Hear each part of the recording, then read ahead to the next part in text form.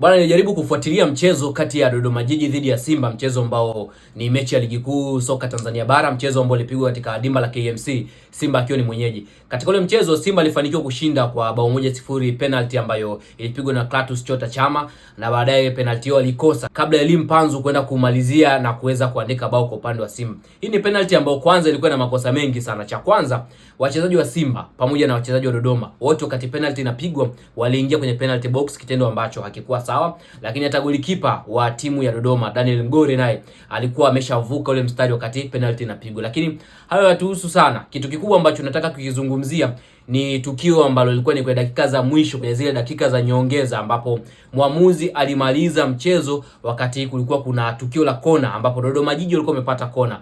Wakati wanajiandaa kwenda kupiga kona, mwamuzi akamaliza mchezo. Maneno yakawa mengi sana kwamba mwamuzi anaibeba klabu ya Simba. Of course inawezekana kila mtu akawa na mawazo yake, kila mtu anaweza akawa anafikiria hiki, anafikiria hiki, lakini kwa mujibu wa sheria za mpira wa miguu, katika zile sheria 17, sheria namba 7 kuhusu muda wa mchezo, yani tunasema duration of time, kutoka IFAB inasema kwamba mwamuzi ndio anapewa majukumu makubwa ya kumaliza mchezo pale ambapo dakika zimeisha. Lakini endapo mpira umeisha alafu mwamuzi akaendelea kuhold filimbi yake, asipulize filimbi kama mpira ukaendelea, anaruhusiwa pia, kwa sababu sheria inamtafsiri kwamba yeye ndio mtu sahihi wa kuamua. Lakini pia mwamuzi ndiye mwenye mamlaka ya kuamua muda wa mchezo, lakini pia mwamuzi ndio mtu pekee ambaye anahusika kwenye zile dakika za nyongeza. Kwa hiyo kwa mujibu wa hii sheria namba 7, the duration of time, kwa upande wa hii kona ambayo waliipata klabu ya Dodoma Jiji, hakuna kanuni maalum ama sheria ambayo inamlazimu mwamuzi kusubiri kona ipigwe pale ambapo muda umeisha. Sheria haimbani mwamuzi kwamba kwa kuwa muda umeisha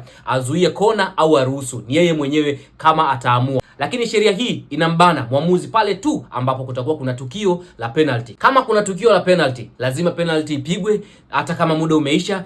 Baada ya penalty ndipo mwamuzi anaruhusiwa kumaliza mchezo. Kwa hiyo kuna kategori mbili ambazo zimewekwa hapa. Kuhusiana na issue ya kona, mwamuzi hakuna kipengele ambacho kinamruhusu yeye kumaliza mchezo ama kutokumaliza mchezo kwa sababu ya tukio la kona. Ni pale ambapo wanaona muda umeisha, anaruhusiwa kupuliza filimbi ya mwisho. Lakini endapo kuna tukio la penalty, hata kama muda umeisha, mwamuzi analazimika kusubiri ile penalty ipigwe kwanza ndipo amalize mpira. Kwa hiyo kwa upande wa kona, kama ilivyotokea kwa upande wa Dodoma Jiji, mwamuzi hakuna cha kumlaumu. Labda tu ni maneno ambayo yanazungumzwa sana mtaani, lakini ukienda kwenye sheria vile ambavyo inasema, inamruhusu mwamuzi kufanya yale maamuzi ambayo aliyaamua.